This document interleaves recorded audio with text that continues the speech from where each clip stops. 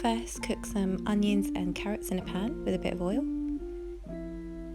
Then to that, add in the lamb mince and then just put the heat up high until it's all browned.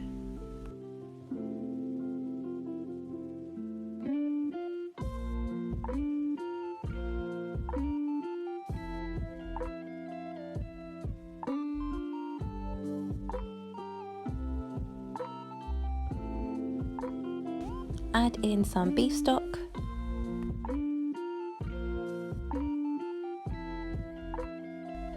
Next, some tomato puree and then mix it all in.